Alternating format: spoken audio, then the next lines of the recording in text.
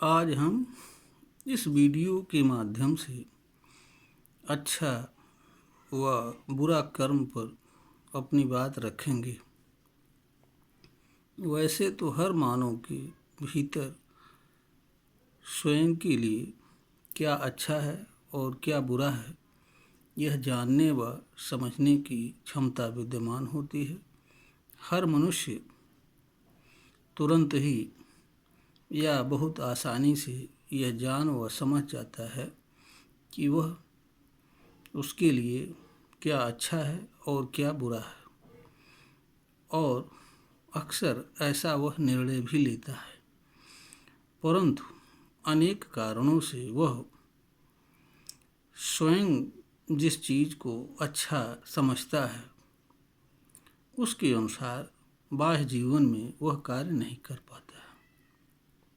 जहाँ तक कर्म की बात है, कर्म एक ऐसा चीज़ है इसके बारे में भी मनुष्य जानने की क्षमता रखता है। विचार करके यह भी जान सकता है कि उसके लिए कौन सा कर्म अच्छा है, बुरा है। परंतु हर मनुष्य कर्म के हर पहलुओं पर विचार करके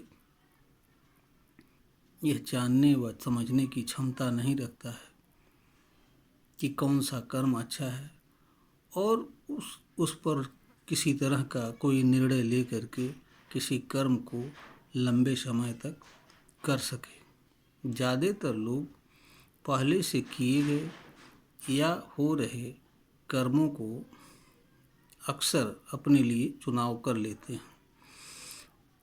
इसका परिणाम यह होता है कि लोग कर्म के मामले में नकलची या देखी देखा जीवन जीते हैं। इसका परिणाम यह होता है कि अधिसंख्य लोग अपने कर्म से संतुष्ट नहीं होते हैं और स्वयं के ही कर्म से या दूसरों के व्यवहार से ही दुखित होते हुए जीवन जीते हैं।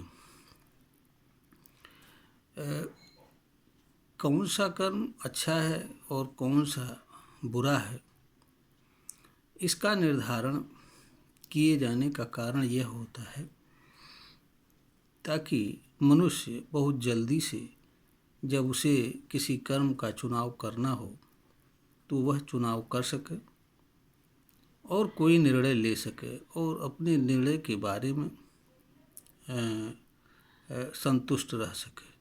इसका एक दूसरा कारण यह भी होता है कि मानव समाज में अनेक तरह के कर्म किए जा रहे होते हैं। मनुष्य को दूसरों एवं मानव समाज के वर्ग के कर्म से अनेक तरह का पीड़ा व दुख सहन करना पड़ता है।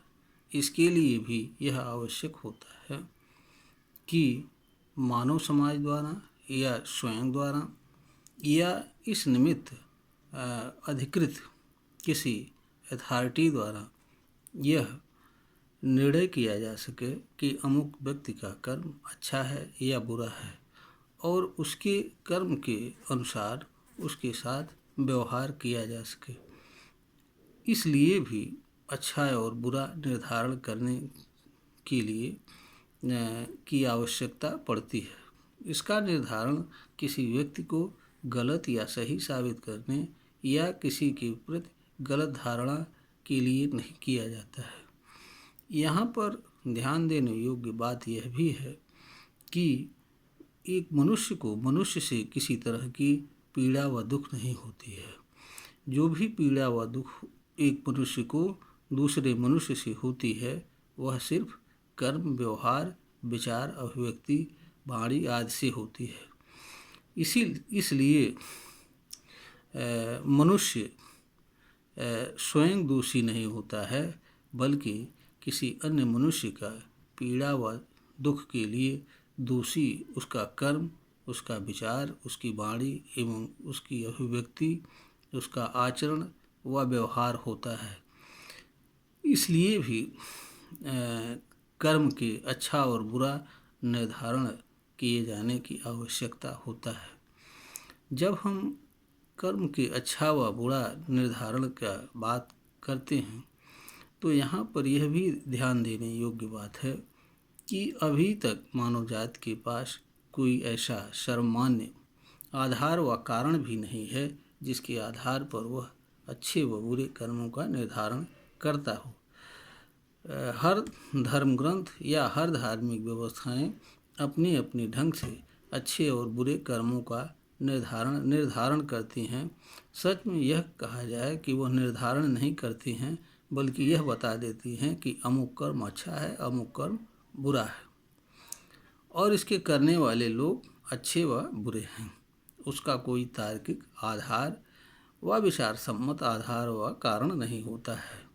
इन्हें दैवीय वाणी, संदेश, ईश्वरी संदेश आदि से जोड़ करके इनके बारे में यह बता दिया जाता है कि यही अंतिम सत्य है और इसे न मानने वाले लोग गलत व अधर्मी होते हैं।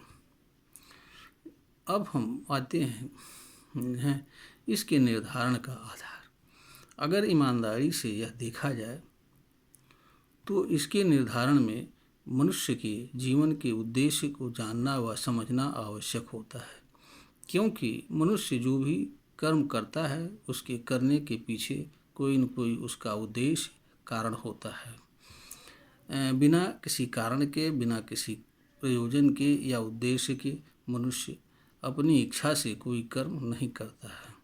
जहाँ तक मानव के जीवन का उद्देश्य की बात है, मानव के जीवन का उद्देश्य सुखद जीवन व आनंदमय जीवन से होता है। जीवन का अर्थ पीड़ामय व दुखमय जीवन से नहीं होता है।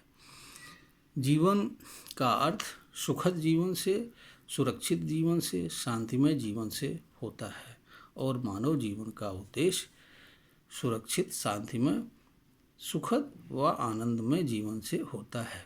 इसका कारण यह है कि मानव के पास सुखद जीवन जीने के आधार व अवसर दोनों उपलब्ध हैं। मानव इन चीज़ों को जानने व समझने तथा निर्णय करने की क्षमता रखता है, और ऐसी चीज़ों से मनुष्य बचाव करके जीवन जीने की क्षमता रखता है जो चीज़ें उसके लिए पीड़ा व दुख का कारण बनती हैं, और मनुष्य ऐसी चीज़ों का या कर्मों का अपने लिए चुनाव कर सकता है जो उसके लिए सुखद जीवन का आधार व कारण बनते हैं। कर्म अगर देखा जाए प्रभाव की दृष्टि से दो तरह के होते हैं। कुछ कर्मों का प्रभाव मनुष्य के ऊपर अनुकूल पड़ता है और कुछ कर्मों का प्रभाव मनुष्य के ऊपर प्रतिकूल पड़ता है। तो मनुष्य के अच्छे व बुरे कर्मों का निर्धारण कर्म के प्रभाव के आधार पर ही किया जाना उचित होता है। जो कर्म मनुष्य के लिए पीड़ा व दुख का कारण बनते हैं वे कर्म बुरे होते हैं, और जो कर्म मनुष्य के लिए सुखद जीवन का आधार होते हैं वे कर्म मनुष्य के लिए अच्छे होते हैं। अच्छे और बुरे कर्मों की संख्या इतनी है कि उसका कोई स्पष्ट लिस्ट बताया जाना संभव नहीं हो सकता है। हाँ, एक मानदंड मनुष्य के लिए जानना आवश्यक है, इसलिए कि ताकि जब भी ऐसी कोई बात आवे तो जो कर्म वह कर रहा है या करना चाहता है उस पर सम्यक रूप से विचार कर सके और जान कर सके कि वह जो कर्म कर रहा है वह अच्छा है या नहीं है, और उसके द्वारा उसे किया जाना चाहिए या नहीं किया जाना चाहिए, ताकि वह संतुष्टि के साथ किसी कर्म को चुनाव कर सके और उसे कर सके। कोई भी मनुष्य अपने ही कर्म से पीड़ा व दुख सहन करे यह और उसके कर्म से दूसरे लोग पीड़ित एवं दुखी हों, यह न तो किसी मनुष्य के लिए उचित है, न मानव जाति के लिए उचित है, या मानव जाति और न ही यह बात मानव जाति के किसी वर्ग के लिए उचित है। तो जो कर्म मानव की पीड़ा व दुख का कारण बनते हैं ऐसे कर्म बुरे होते हैं, और जो कर्म मानव के सुखद जीवन का आधार बनते हैं वे कर्म अच्छे होते हैं। बुरे कर्म जैसे चोरी है, झूठ है, असत्य के मार्ग पर चलना, नशीली चीज़ों का सेवन करना, ईर्ष्या, द्वेष, अहंकार आदि से जुड़े कर्म अच्छे कर्म का तात्पर्य प्रेम, दया, मानवता, सेवा, करुणा, प्रतिभा एवं गुण से जुड़ा हुआ कर्म तथा अन्य ऐसे सभी कर्म जो मानव के जीवन एवं जीविकोपार्जन तथा उसके जीवन सुखद जीवन व आनंदमय जीवन से संबंध रखते हैं, वे सभी कर्म अच्छे होते हैं। यहाँ पर एक बात यह भी विचारणीय है कि कोई मनुष्य यह कैसे जाने कि कौन सा कर्म उसके एवं दोनों के लिए अच्छा होता है। यहाँ पर हर मनुष्य के लिए यह जानना जरूरी होता है या उसे जानना चाहिए कि मानव का जो अंतःकर्म होता है वह उसे ही केवल पीड़ा व दुख देता है, लेकिन मानव का जो बाह्य कर्म होता है वह स्वयं अन्य मानव समाज एवं वर्ग, अर्थ यह कि मानव के बाह्य कर्म का प्रभाव जहाँ जहाँ तक पहुँचता है वहाँ वहाँ तक के लोगों को वह पीड़ा देता है या उनको सुखद पहुँचाता है। जैसे दूसरी बात यहाँ यह भी है कि मनुष्य का जो कर्म होता है वह कर्ता एवं अकर्ता, कर्ता अर्थात जो कर्म कर रहा होता है, अकर्ता अर्थात जो कर्म नहीं कर रहा होता है, दोनों के बीच किसी तरह का भेदभाव नहीं करता है। उदाहरण के लिए जब कोई व्यक्ति कटु वचन बोलता है तो कटु वचन बोलने वाले तथा इसके सुनने वाले दोनों पर बुरा प्रभाव पड़ता है, दोनों इसके दुख से पीड़ित होते हैं। इसी तरीके से जब कोई व्यक्ति चोरी जैसा कर्म करता है तो इसका दुष्प्रभाव चोरी को करने वाले, जिस व्यक्ति के घर में चोरी होती है एवं जो लोग चोरी के कर्म को सुनते हैं वे लोग भी इससे प्रभावित होते हैं, भले ही उनके घर चोरी जैसा कोई कार्य नहीं हुआ होता है। इसका कारण ये होता है कि उनके मन में भी यह बात उठती है कि वह भी हो सकता है कि उनके घर भी कभी चोरी हो जाए। इसी तरीके से जब कोई व्यक्ति मधुर वचन बोलता है तो उसके ऊपर उसका अच्छा प्रभाव बोलने वाले एवं सुनने वाले दोनों पर होता है और उसका मधुर वचन जिन जिन लोगों तक पहुंचता है वे सभी लोग उससे आनंदित होते हैं। इसी तरीके से जब कोई प्रेम पूर्वक कोई कर्म करता है तो उसके कर्म से दूसरे स्वयं और दूसरों दोनों को आनंद मिलता है।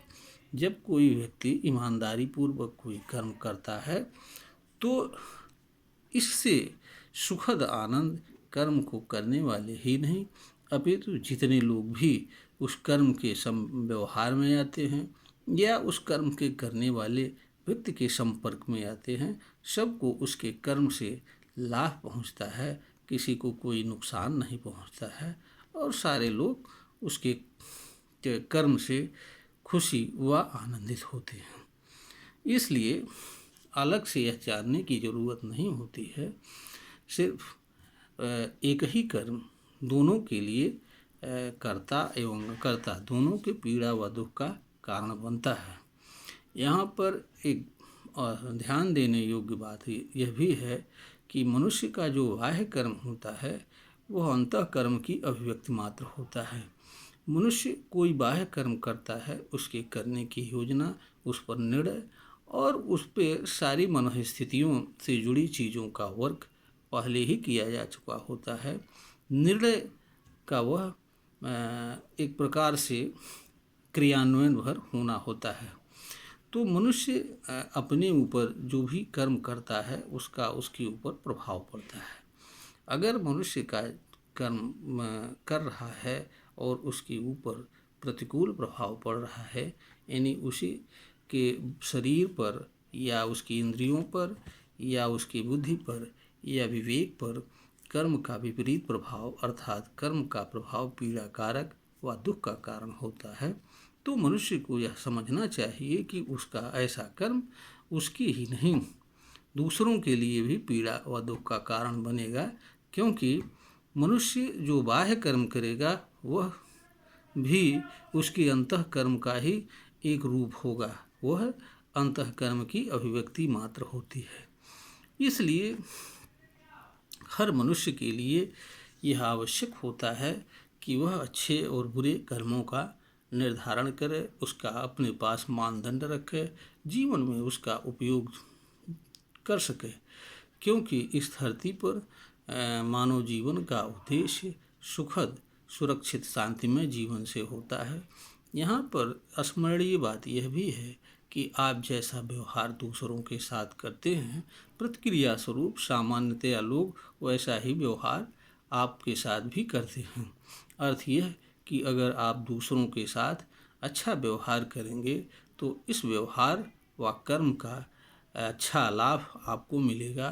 प्रतिक्रिया स्वरूप दूसरे लोगों का भी व्यवहार अच्छा होगा।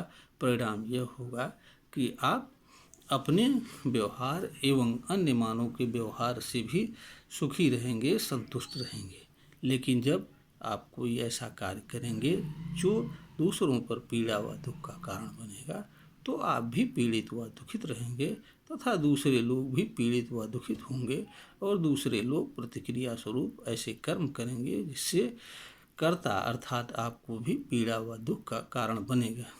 तो किसी भी मनुष्य के लिए यह ना तो आवश्यक है और ना उचित है कि वह ऐसे कर्म का चुनाव करे या ऐसे कर्म को करे जिससे उसे स्वयं भी पीड़ा व दुख हो तथा दूसरे लोग भी उससे पीड़ा व दुख का कारण बने तथा दूसरे लोग कर्म के कर्ता को पीड़ा व दुख पहुँचावें।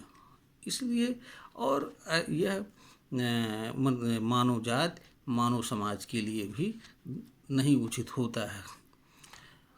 मानव समाज में अगर ईमानदारी से देखा जाए तो अधिकांश कर्म गलत उद्देश्य हेतु या प्रतिक्रिया स्वरूप ही किए जाते हैं, जिनके कारण मनुष्य मानव समाज में अशांति, असुरक्षा, अनेक तरह के विवाद होते हैं।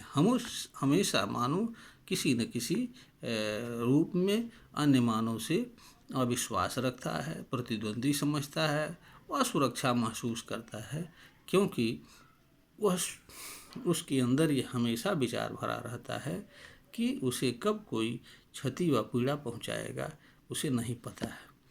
इसलिए मनुष्य में सुख, शांति का वातावरण कायम हो, इसके लिए हर मनुष्य का वह कर्तव्य होता है कि वह अच्छे कर्म करे। अच्छे कर्म का अर्थ ऐसे कर्म करे जिससे उसे किसी तरह का पीड़ा व दुख न हो और दूसरों को भी उसके कर्म से सुखद जीवन का एहसास हो और दूसरे लोग भी प्रतिक्रिया स्वरूप उसके साथ अच्छा व्यवहार करें। ऐसा करके मनुष्य एक अपनी पहचान कर्म के माध्यम से अलग रूप में बना सकता है और दूसरों के लिए प्रेरणा स्रोत व आदर्श बन सकता है। मानव समाज में जो भी परिवर्तन हुए हैं वो कर्म या विचार के माध्यम से हुए हैं। अगर कोई मनुष्य स्वयं के कर्म को करते हुए परिवर्तन का कारक बने तो इससे अच्छी बात किसी मनुष्य के लिए और कुछ नहीं हो सकती है। मात्र स्वयं व्यक्ति अपने कर्म के आधार पर मानव समाज में एक अच्छी पहचान बना सकता है। इसके लिए अलग से उसे कुछ करने की आवश्यकता नहीं होती है।